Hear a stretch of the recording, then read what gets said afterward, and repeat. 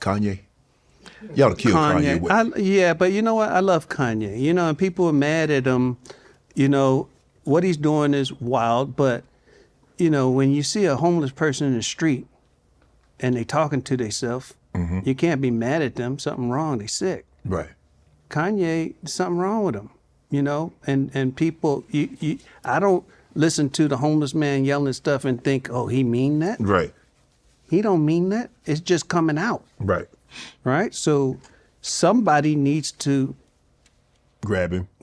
Somebody, you know, that's when you need an uncle. Right. Grab him. Hey, come here, boy, let me talk to you. You don't say that. You don't do that. Somebody who he loves and respects. Right. Does he have that in his life? I don't know. Right. But I love Kanye. He's a musical genius. You were married for 15 years. What do you learn about marriage? What do you learn about yourself during marriage? I was married 19 years. 19, damn. Yeah. I shorted you for. My bad. I'm going to add it back on. It's cheaper to keep her. That's what I learned. Or cheaper to kill her. Keep her. We gonna kill her. But you know, marriage is not just the moment, right? You have to get through moments. You know, it's tough. Like, so, you know, I was trying to tell my sons, like, you know, you want to get married because brands want to know. If you think about Bill Gates and Jobs and, you know, all these guys, Bezos about to get married again. Why? Because when you sit down and people think about being in business with you, if you can manage your marriage, I can be in business with you because I know on a day-to-day you are having to humble yourself and have to kind of work through stuff. So with business, you'll do the same thing. I feel like you would do the same thing. You know, I think marriage is beautiful, but marriage, when you get to the older years, where it becomes a ballet, where they don't say much, you know, after all these years, she know what shut up mean. She, you know, she not talkative. She make you a little coffee in the morning and your toast. Not breakfast, toast. You know, she figured out you need something to eat and come downstairs and the paper's there and you read it and y'all just exist together. You know, you fart and you look at it, she ain't laughing. Okay, go back to the paper. You know, and then she talk and you just And when you get to a certain age, you got the most wonderful thing in the world, which is a hearing aid. You turn that down. Just looking out. So what did you do? And that's what it is. But you think about all that you've been through, and the kids and the grandkids, you know, and it's special. I think marriage is a beautiful arrangement. You know, I was just too young and dumb to know that back then. Are you on good terms? Yeah. Here's what's crazy is, you know, for the longest, like she and I would, you know, we never said it to each other, but we just made up our minds that we can't let the grandkids feel our resentment. And there was resentment, you know. She'd come in and sit over there and I'd sit over there. And then probably about 7 years ago, I was over at Junior's house, family gathering, because kids would invite her to barbecues at my house, and it's fine, you know. And what it was is the fear of having to relitigate what happened in the marriage. Right. And I know I messed up. Right. I messed up, so I don't want to deal. That's why I pay you alimony, so I don't have to deal with that, right? But about 7 years ago, we were over at Junior's house, and we're sitting outside, and she's over there somewhere. And we're laughing. That's what we do is laugh, I mean, joke, and we start reminiscing.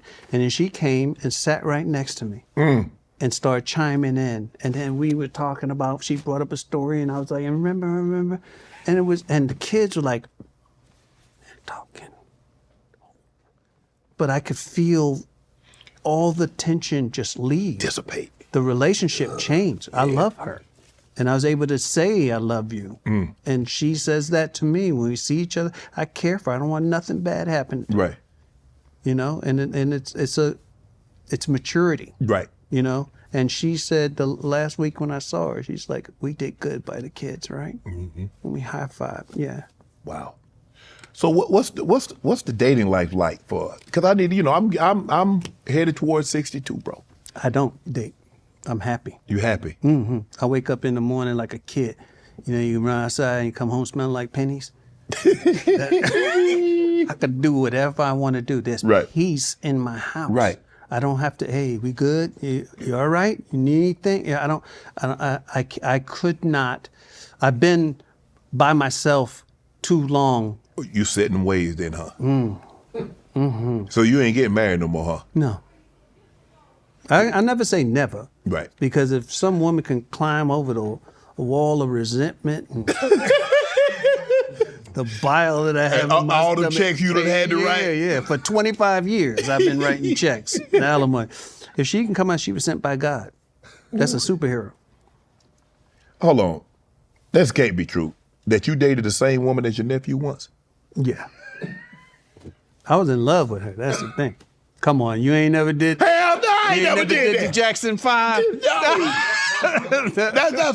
For a family member, that's off limits, Damon. No, but it wasn't like they were in love. So he dated her. Do you know how small the pool is out here in Cali?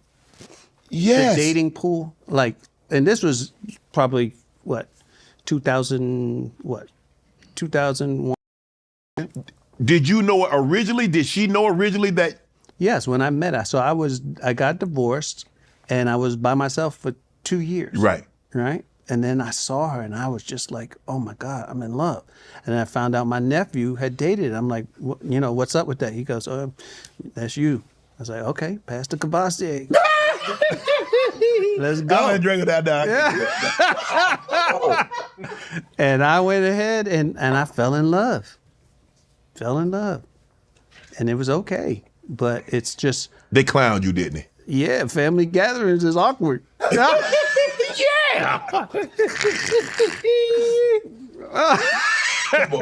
I don't know about that one, Dave. I would just have to let her go. Nah, you see it, you understand. And she cooked. She went to cordon bleu. What? Mm-hmm. She cooked oxtail, neck bone, mac and cheese, whatever, collard greens, all that, and then some. With turkey desserts. Necks. Dessert. Come on. Oh man. Like a bona fide chef. I think she does that now. Amazing. I might have to think about it. And then the other things. While she cooked. I do not approve this message. You have type 2 diabetes. How's that going? How's it going? Yeah. It's like my club foot. No, it's good. Did you always have diabetes or you developed it over the years? I got it in 2017. How? I don't know. It's in your family genes? Here's what I'm learning because I have Freestyle Libre. Which checks. Changed my life, right?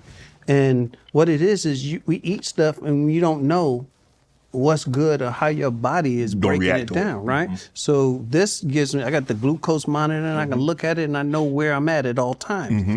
The thing is, I walked into the hospital, I felt delirious. My sugar was at 535. Ooh. It's supposed to be between 80 and 120. You better go into a diabetic coma. That's what he said. So I tell Keenan, and Keenan's like, okay, you got to change your diet. I go, what do you mean? He goes, well, if you don't eat sugar, you won't have a sugar problem. Right? Life-changing. So he goes through my cabinets and stuff, and he's going to throw away this, you're going to throw away this. Ketchup got sugar. Everything I like got sugar. You does. And I was like, wow. So then I'm like, I still had to take insulin. You taking 5-6 units with every meal. I'm like, I don't want to do this. Sticking your finger to prick. Yeah. Oh my God. It's like, I don't. But what I found out having this glucose monitor is if I lift weights, heavier weights, then my sugar goes down all day. And especially legs, right? Mm-hmm. So that's the first thing that go when you get older, you stop doing the legs. Yeah. You think walking is working your legs out. Oh, I walked 3 miles. It don't mean nothing. In order for a muscle to grow, you got to put it under stress. That part. You know, they say there's a part of your brain that only grows when you do stuff you don't want to do. Mm-hmm. And athletes tend to have the most developed part of their brain. Mm-hmm. And this part of the brain has to do with discipline, self-control, stick-to-itiveness, you know? And so I'm trying to develop that part of my brain. Right. Want to join Club Shay Shay? Become an official member by hitting that subscribe button, where you never know who's going to be joining us for drinks and conversation. Don't be late to the party, because you know we like to do something before 2 something.